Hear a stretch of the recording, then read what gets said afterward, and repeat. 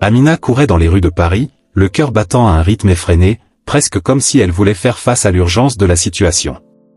Avec Malik dans les bras, le poids du petit corps devenait de plus en plus difficile à supporter. La peau du garçon était pâle et ses yeux, qui brillaient autrefois d'une curiosité enfantine, étaient maintenant à moitié fermés, comme si la vie s'écoulait de lui. « Malik, mon amour, reste avec moi. » « On y est presque, » murmura-t-elle, la voix étranglée par l'anxiété. Les gens autour de lui passaient comme des ombres indifférentes, certains jetant des regards curieux, d'autres ignorant simplement la scène angoissante. Amina sentit que l'indifférence du monde qui l'entourait l'écrasait encore plus que la douleur de voir son fils dans cet état. « Pourquoi personne ne m'aide ?» pensa-t-elle, la frustration grandissant en elle. L'odeur du pain frais provenant d'une boulangerie voisine lui remplissait les narines, mais Amina n'eut pas le temps de se laisser distraire par cela. Ce qui comptait, c'était Malik et la promesse qu'il aurait un avenir. Enfin, elle aperçut les grandes portes de l'hôpital. D'un dernier effort, Amina traversa le hall d'entrée, sa respiration laborieuse résonnant dans le bruit des lieux. La réceptionniste, une femme aux cheveux bien coiffés et à l'expression fatiguée, regarda Amina et Malik avec un dédain qui la laissa un instant paralysée. « Que veux-tu » demanda-t-il, ses mots tranchants comme des couteaux. Amina, toujours haletante, essayait d'articuler les mots. « Mon fils, il est malade. Il a besoin d'aide, s'il te plaît. » Sa voix tremblait et les larmes menaçaient de couler sur son visage. Mais la réceptionniste haussa simplement un sourcil, comme pour évaluer si Amina était digne de compassion. « Remplissez ce formulaire, » dit-elle sèchement en tendant un morceau de papier usé. « Et attends ton tour. » En regardant autour d'elle, Amina remarqua que d'autres mères, toutes blanches et bien habillées, étaient prises en charge presque immédiatement. Le contraste la frappa comme un coup de poing dans le ventre. « Pourquoi est-ce qu'il les aide et pas moi ?» murmura Amina, sentant une boule se former dans sa gorge. Malik commença à se tortiller dans ses bras, un faible gémissement s'échappant de ses lèvres. « Malik, s'il te plaît, tiens bon, » murmura-t-elle en lui caressant les cheveux d'une main tremblante. Le temps semblait s'écouler. Amina ne pouvait pas se permettre d'attendre. Elle regarda l'horloge accrochée au mur et eut l'impression que chaque seconde était une éternité. « Quelqu'un doit m'écouter » pensa-t-elle, le désespoir commençant à s'installer dans son cœur. Malik était si faible. « Tu es forte, mon amour. Je suis là. » Elle essaya de sourire, mais ce mouvement ne fit qu'intensifier sa douleur. Puis, une infirmière nommée Claire est passée, examinant rapidement l'état de Malik. Amina cligna des yeux, attendant qu'elle s'arrête, qu'elle propose son aide, mais Claire fronça simplement les sourcils et continua son chemin. « S'il vous plaît, quelqu'un. Mon fils est en train de mourir. » cria Amina, sa voix résonnant dans le hall vide. Mais la réponse fut le même silence assourdissant. Malik a commencé à s'évanouir dans ses bras. Amina sentit le monde tourner autour d'elle, les ténèbres menaçant de l'engloutir. « Non, non, non !» cria-t-elle, mais la réalité était impitoyable. Son cœur battait à tout rompre et sa vision commençait à se brouiller. Malik, son cri résonna dans son esprit, mais la force la quitta et tout devint noir. Amina s'est évanouie, et avec elle l'espoir que les secours arriveront à temps. Amina était assise sur une chaise dure dans la salle d'attente de l'hôpital, son cœur battant à un rythme effréné. Malik, son fils unique de 7 ans, était dans ses bras, chaque respiration étant comme un effort monumental. Les murs blancs de l'hôpital semblaient se rapprocher, comme si l'environnement compressait leur espoir dans un espace toujours plus petit. L'odeur du désinfectant et le murmure lointain des conversations et des pas résonnaient autour de lui, mais tout cela devenait un arrière-plan indistinct de l'inquiétude qui lui traversait l'esprit. Après plus d'une heure d'attente, une infirmière, les cheveux attachés en un chignon sans prétention, s'est approchée. Elle portait un uniforme bleu clair, mais son visage était marqué par la lassitude et le dédain. Amina a eu des papillons dans le ventre lorsque l'infirmière a commencé à lui poser des questions superficielles. « Quel est son prénom ?» demanda Claire, avec un ton qui ressemblait plus à du protocole qu'à une véritable inquiétude. « Malik, » répondit Amina, sa voix se cassant légèrement. « Il est très malade, s'il vous plaît, nous avons besoin d'une aide urgente. » Claire a pris une note sur son bloc-notes, mais ses yeux étaient lointains, comme si elle était plus préoccupée par la prochaine tâche que par la situation dans laquelle se trouvait Amina. « Et qu'est-ce qu'il a ?» continua l'infirmière, sans regarder directement Malik. Amina prit une profonde inspiration, luttant contre sa frustration. Il a une forte fièvre et n'arrête pas de tousser. Le désespoir dans sa voix grandissait à chaque mot. Il est très faible. Claire hocha la tête, mais Amina remarqua que son regard se dirigeait vers d'autres parties de la pièce. C'était comme si elle était là, mais en même temps lointaine, dans un autre lieu, dans une autre réalité. Le médecin vous verra bientôt, dit Claire en se tournant pour partir. Accrochez-vous. Amina a failli crier, sa voix étranglée par l'émotion. Tu ne comprends pas? Il a besoin d'aide maintenant. Mais l'infirmière secoua simplement la tête et s'éloigna, laissant Amina seule. Une vague de désespoir l'enveloppa. Le monde autour d'elle semblait continuer à tourner, alors qu'elle était piégée dans un cycle d'angoisse. Le docteur Laurent, médecin de renom, dépassé en toute hâte, sa cravate parfaitement ajustée et le regard fixé sur une tablette. Amina l'a reconnu comme l'un des plus respectés de l'hôpital. Elle essaya d'attirer son attention. « Médecin !» a-t-il crié, mais sa voix s'est perdue dans le tourbillon de l'environnement. Il ne s'est pas arrêté. Le poids du mépris et de l'indifférence semblait lui enfoncer encore plus le cœur. Amina avait l'impression d'être dans un cauchemar dont elle ne pouvait pas se réveiller. Ses forces s'affaiblissant, elle regarda Malik et réalisa que ses yeux se fermaient. Le garçon commença à s'évanouir dans ses bras. Amina, prise de panique, sentit un frisson lui parcourir le dos. « Malik !» appela-t-elle en le secouant légèrement. « S'il vous plaît, ne me quittez pas. » Mais le corps du petit n'a pas répondu. Le désespoir l'a dominé, dans un moment de faiblesse, Amina se laissa emporter. Sa vision s'assombrit et tout autour de lui commença à tourner. Sans force, elle s'est évanouie, tombant à côté de Malik. Quand Amina se réveilla, un bourdonnement lui remplit les oreilles. Elle était allongée sur une civière et autour d'elle, un groupe d'infirmières se déplaçait rapidement, mais la confusion l'empêchait de comprendre ce qui se passait. « Malik !» Elle a crié en essayant de se relever, mais les infirmières l'ont retenue. « Restez calme, madame !» a dit l'un d'eux, mais les mots sonnaient comme un écho lointain.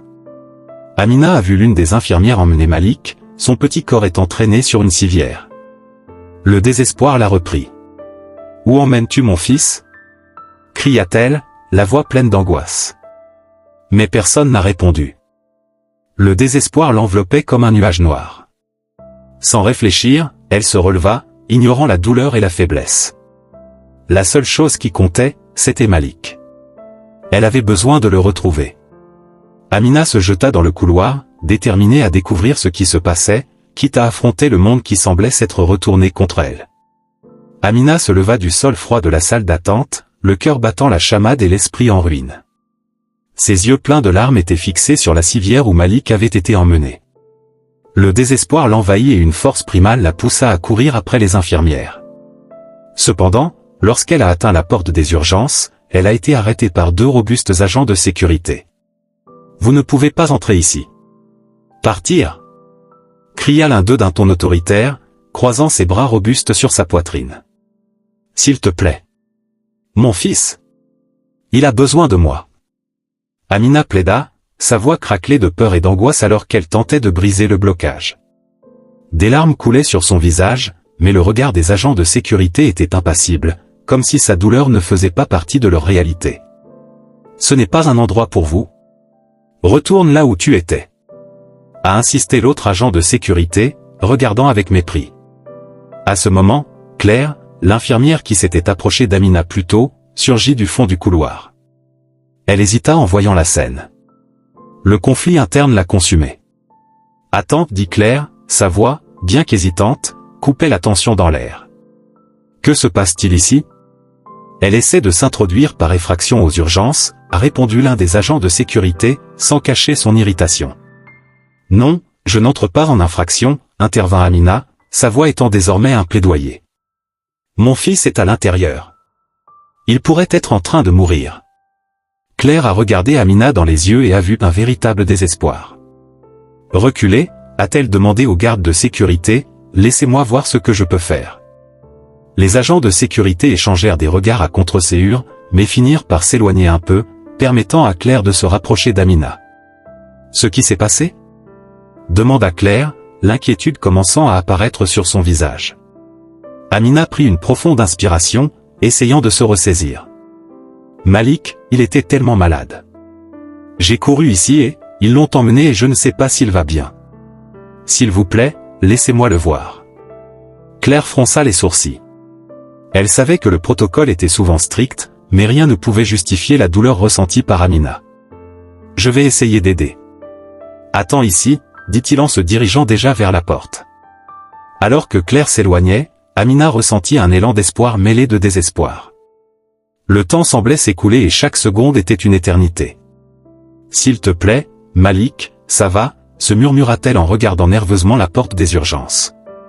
Finalement, Claire revint, son expression empreinte d'un mélange de détermination et d'inquiétude. Amina, tu dois comprendre que la situation est critique. Ils font ce qu'ils peuvent, mais, nous avons besoin que vous restiez calme. Calme? Cria Amina, sa voix résonnant dans le couloir. Comment puis-je rester calme quand mon fils est à l'intérieur et que peut-être que personne ne s'en soucie? Il ne voit qu'une pauvre mer noire, et il ne voit pas la douleur que je ressens. Claire hésita, sentant le poids des paroles d'Amina. Je sais que ce n'est pas juste. Je ferai de mon mieux pour qu'il vous laisse entrer. Vous devez être la voix de votre enfant, a-t-elle déclaré, essayant d'inspirer du courage à Amina. Tu ne comprends pas. Je suis invisible pour eux.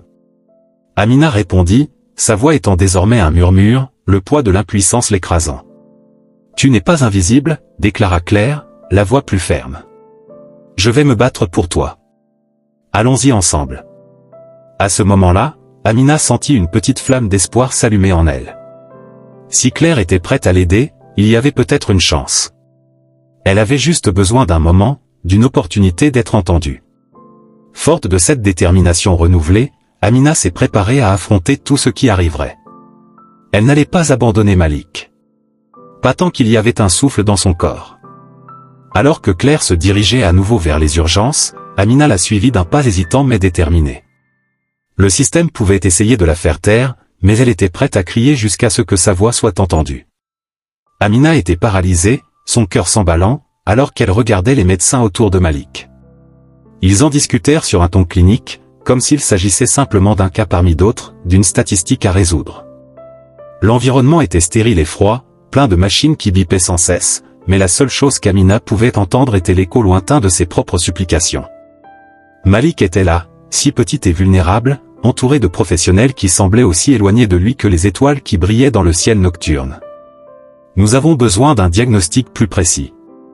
Ce type de fièvre n'est pas courant chez les enfants de cet âge, explique le docteur Laurent en regardant les papiers dans son presse-papier, sans remarquer la présence d'Amina. Le ton de sa voix était autoritaire, comme s'il se trouvait à une conférence et non dans une pièce où un enfant se battait pour sa vie. Oui, mais nous ne pouvons pas perdre de temps. Si nous ne commençons pas le traitement immédiatement, la situation pourrait empirer, répond un jeune médecin, l'air inquiet, mais toujours sans remarquer Amina, qui se trouve à quelques pas, presque invisible au milieu de cette conversation technique. Amina prit une profonde inspiration, un mélange de peur et de détermination la consumant. Finalement, dans un moment de courage, il a crié, « S'il vous plaît. Il a besoin d'aide. Malik a besoin de soins urgents. Nous ne pouvons plus attendre. » Les médecins se tournèrent, surpris par l'interruption. Le docteur Laurent, avec une expression d'irritation, regarda Amina. « Madame, vous ne pouvez pas être ici. Cela interfère avec le travail de l'équipe médicale, a-t-il déclaré avec dédain. Son regard était désapprobateur, comme si elle était la cause de tous les problèmes. « Mais c'est mon fils. Il est malade. Vous ne pouvez pas simplement l'ignorer. » Amina sentit la pression des larmes lui monter aux yeux, l'impuissance la consumait. La colère et la douleur se mêlaient dans son cœur, et elle ne savait plus comment se faire entendre. « Nous avons besoin que vous partiez immédiatement. » Ce n'est pas un lieu de discussions émotionnelles, a insisté le docteur Laurent en faisant signe aux agents de sécurité de se rapprocher. Amina sentit le sol trembler sous ses pieds, la sensation d'être poussée hors d'un monde où elle aurait dû avoir une voix et un pouvoir. « Je ne pars pas. Pas sans savoir si mon fils ira bien. » Sa voix était forte et ferme, mais le désespoir la consumait intérieurement.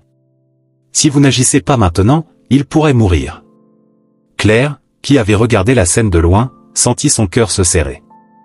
Même s'il avait ses propres croyances et préjugés, il ne pouvait ignorer l'angoisse d'Amina.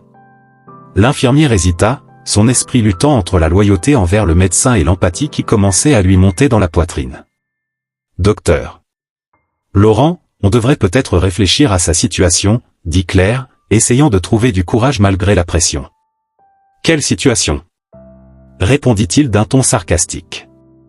Nous sommes tous ici pour faire notre travail. Ce n'est pas un cirque, Claire. Nous devons nous concentrer sur ce qui compte vraiment. Amina regarda Claire, cherchant dans ses yeux un signe de compréhension, un signe que quelqu'un se souciait vraiment d'elle. S'il vous plaît, je veux juste que mon fils reçoive l'aide dont il a besoin. Il est un enfant. Il ne devrait pas souffrir comme ça. Claire sentit une boule se former dans sa gorge. Le désespoir d'Amina était palpable et pour la première fois, elle se demandait si elle était du bon côté. Docteur Laurent, peut-être devrions-nous au moins faire une évaluation plus détaillée, suggéra Claire, désormais plus ferme. Le docteur Laurent regarda Claire, son expression de défi. Tu plaisantes, n'est-ce pas? Nous ne pouvons pas nous laisser emporter par des appels émotionnels. Nous devons être rationnels. Amina, écoutant la dispute, ressentit une vague de désespoir. Personne n'écoute. Il a besoin d'aide maintenant. Sa voix résonnait dans la salle, résonnant entre les équipements et les visages des médecins, qui semblaient plus préoccupés par leur routine que par la vie qui y était, leur glissant entre les doigts. Alors que la tension montait, Claire réalisa qu'elle devait agir. La décision d'ignorer le docteur Laurent et de se ranger du côté d'Amina est devenue de plus en plus claire. En regardant sa mère en détresse, il décida qu'il ne pouvait plus rester silencieux. « Amina, je vais essayer de t'aider. Je vais voir ce que je peux faire pour qu'il vous écoute. » L'expression d'Amina s'éclaira pendant un bref instant. « Tu ferais ça pour moi. » L'espoir, bien que fragile, commençait à fleurir dans son cœur. « Oui. Faisons-le ensemble, » répondit Claire, déterminée. Le poids de la responsabilité reposait désormais sur ses épaules, et Amina sentit une petite flamme d'espoir s'allumer en elle, tandis que le sort de Malik était toujours en jeu. Claire sentit son cœur se serrer en regardant Amina, avec son regard désespéré et ses yeux larmoyants, tandis que le docteur Laurent tentait de l'ignorer. L'infirmière, qui jusqu'alors n'avait pas remis en cause la hiérarchie hospitalière, commença à se rendre compte qu'il y avait quelque chose de profondément erroné dans la façon dont la situation était gérée. Le désespoir d'Amina était palpable et l'injustice dont elle souffrait en raison de sa condition sociale et raciale la dérangeait au point qu'elle ne pouvait l'ignorer. Docteur Laurent, commença Claire, hésitante mais déterminée.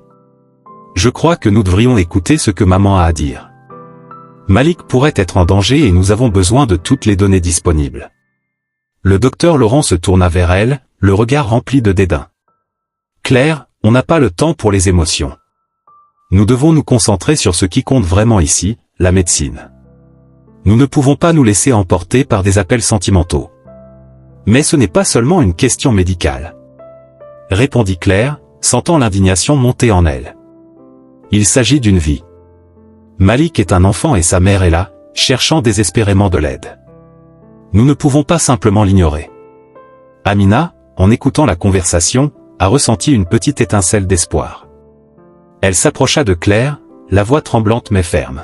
« S'il vous plaît, je veux juste que mon fils reçoive l'aide dont il a besoin. Il ne peut plus attendre. Je ne sais pas quoi faire, mais je ne l'abandonnerai pas. » Claire regarda Amina puis le docteur Laurent, qui resta impassible. Ce fut un moment décisif. Elle inspira profondément et décida d'agir. « Amenons ça au superviseur. Si cela ne vous dérange pas d'écouter Amina, trouvons quelqu'un qui le fera. » Le médecin hésita, mais la détermination de Claire était contagieuse. D'un geste dédaigneux, il s'écarta et laissa Claire et Amina le dépasser. Ils se dirigèrent vers le bureau du superviseur, chaque étape étant remplie d'attente et de peur. Lorsqu'ils arrivèrent, Claire frappa à la porte et, au bout de quelques instants, une femme aux cheveux gris et à l'air sérieux les fit entrer. Amina s'est assise devant le superviseur pendant que Claire lui expliquait la situation, essayant de lui faire comprendre l'urgence de l'affaire. « Il faut agir vite », a insisté Claire. Malik est gravement malade et ne peut pas attendre. La mère est là, implorant de l'aide. Nous ne pouvons ignorer la gravité de la situation. La surveillante, même si elle semblait attentive, n'a pas exprimé l'empathie à laquelle Amina s'attendait. Je comprends que la situation est difficile, mais nous sommes confrontés à des ressources limitées. Malheureusement, nous ne pouvons pas servir tout le monde de la même manière. Amina ne pouvait retenir ses larmes. Mon fils n'est pas qu'un numéro. Il est une vie. Je ne peux pas accepter qu'il soit traité comme s'il n'avait pas d'importance. S'il te plaît, fais quelque chose. Claire, voyant Amina s'effondrer, sentit son propre cœur se serrer. Il nous faut un plan. Nous ne pouvons pas laisser la situation perdurer ainsi. Que pouvons-nous faire? Le superviseur sembla réfléchir un instant, mais l'espoir d'Amina commença à s'estomper. Je vais voir ce que je peux faire, mais je ne peux rien promettre. La situation à l'hôpital est compliquée. Après la réunion, Amina a quitté la salle sans savoir si elle avait réellement progressé. Elle avait l'impression que le monde s'effondrait autour d'elle. L'état de Malik empirait et l'apathie du système de santé la rendait encore plus angoissée. Déterminée à faire quelque chose, Amina s'est souvenue d'autres mères qui avaient été confrontées à des situations similaires. Avec ferveur, elle a décidé qu'elle ne pouvait pas rester les bras croisés. Elle voulait que les gens sachent ce qui se passait. Avec un profond soupir, elle sortit une affiche vierge qu'elle avait gardée dans son sac et commença à écrire en grosses lettres « Mon fils a besoin d'aide. Justice pour Malik ». Elle a quitté l'hôpital et s'est positionnée sur le trottoir, devant l'entrée, brandissant la pancarte avec détermination. Son cœur battait à tout rompre, mais elle sentait qu'elle avait besoin de faire entendre sa voix. Les gens passaient et certains la regardaient avec curiosité, mais la plupart partaient, plongés dans leur propre vie. « Que fais-tu » demanda une voix féminine à côté de lui. C'était Claire, qui était sortie pour l'accompagner. « Amina, tu ne peux pas faire ça seule. »« Je ne peux pas rester silencieux, Claire. Je ne peux pas laisser mon fils mourir sans me battre. » Répondit Amina, les yeux brûlants de passion et de douleur. « Je vais rester avec toi. Nous ne pouvons pas laisser cela continuer. Appelons plus de monde, nous avons besoin que l'histoire de Malik soit entendue. » Déclara Claire, son esprit la guidant. Ensemble, Amina et Claire ont commencé à attirer l'attention de leur entourage. Le combat d'Amina ne faisait que commencer et, même si le chemin était difficile et incertain, elle savait qu'elle n'était plus seule. Le soleil commençait à se coucher sur Paris, rendant le ciel orange et rose, alors qu'Amina se tenait devant l'entrée de l'hôpital, une affiche à la main, la peinture encore fraîche et coulante. « Salut Malik !» C'était écrit en grosses lettres. Autour de lui, la foule grandit, composée de militants, d'amis et d'étrangers émus par sa cause. Amina sentait son cœur battre avec un mélange d'espoir et de peur, mais elle savait qu'elle devait se battre pour son fils. « Tu n'es pas seule, Amina !» cria une femme aux cheveux bouclés en levant le poing fermé. « Nous sommes là pour vous et Malik. » Amina regarda autour d'elle et réalisa que sa douleur n'était plus seulement la sienne. Les voix s'entrelaçaient, formant un chœur puissant qui résonnait sur les murs de l'hôpital. Soudain, l'atmosphère lourde qui l'entourait semblait se dissiper, remplacée par un sentiment de solidarité et d'unité. Les caméras de télévision ont commencé à se concentrer sur le groupe et les journalistes se sont approchés, désireux de capturer chaque instant de la manifestation. « Quel est votre message à l'hôpital » a demandé un journaliste, un micro à la main, en se concentrant sur Amina. « Puisse-t-il cesser d'ignorer les vies qui comptent ? Mon fils a besoin d'aide et nous ne nous arrêterons pas tant qu'il n'aura pas reçu le traitement qu'il mérite. » La voix d'Amina, d'abord tremblante, résonnait désormais avec une fermeté inattendue. Le tollé suscité par sa lutte est devenu un cri collectif pour la justice, et elle a eu le sentiment de changer d'une manière ou d'une autre le récit. Pendant ce temps, un homme en costume sombre s'est approché des lieux. Son regard était sérieux, mais il y avait une lueur de détermination dans ses yeux. Il s'est présenté comme étant Thomas, un avocat spécialisé dans les droits de l'homme. « Amina, j'ai entendu ton histoire et je veux t'aider. Cet hôpital doit être tenu responsable de sa négligence. » Amina le regarda avec méfiance, mais aussi avec une lueur d'espoir. « Comment pouvez-vous m'aider ? Ils n'ont eu de nouvelles de personne jusqu'à présent. » Thomas sourit, comprenant ses soupçons. « Je suis un ancien patient de cet hôpital. Il y a des années, j'ai été confronté à une situation similaire. J'ai été ignoré et abandonné à mon sort, simplement à cause de la couleur de ma peau. Je ne permettrai pas que cela se reproduise, pas tant que je peux faire quelque chose. » Les paroles de Thomas ont pénétré le cœur d'Amina. « Avez-vous vécu ce que je vis ?» Elle hésita, mais la douleur dans sa voix était palpable. « Qu'est-ce que tu as fait ? » « J'ai combattu. Et je me battrai encore, cette fois à tes côtés. J'utiliserai mes connaissances et mon influence pour garantir que Malik reçoive le traitement dont il a besoin. Expliquons ce qui se passe ici. La vérité doit éclater. Thomas s'approcha, les yeux fixes et déterminés. Amina a ressenti une vague d'émotions, de la tristesse, de la colère, mais surtout un nouvel espoir.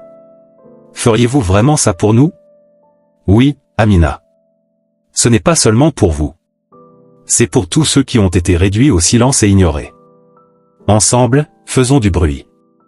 Les cris de la protestation se sont intensifiés, s'enflammant avec le nouvel élan apporté par la présence de Thomas. Les militants ont commencé à chanter des chants de protestation, tandis que les journalistes capturaient chaque mot, chaque émotion. Amina se sentit revigorée, comme si une nouvelle force avait été injectée dans ses veines. « Nous n'abandonnerons pas !» cria-t-elle en rejoignant le chœur. La nuit est tombée, mais l'énergie de la manifestation n'a pas diminué. Amina et Thomas se parlaient et élaboraient un plan. Il l'a encouragée à raconter son histoire, à révéler la vérité sur ce qui était arrivé à Malik et sur l'injustice à laquelle elle avait été confrontée. La voix d'une mère est puissante. Ne le sous-estimez pas. Ainsi, avec une détermination renouvelée, Amina s'est préparée à se battre non seulement pour Malik, mais pour toutes les vies qui avaient été négligées, pour s'assurer qu'aucune autre mère n'ait à vivre ce qu'elle avait vécu. L'hôpital, le système de santé, la lutte pour la justice, tout cela était désormais réuni en une seule cause. Elle savait que la bataille ne faisait que commencer, mais pour la première fois, elle n'était plus seule.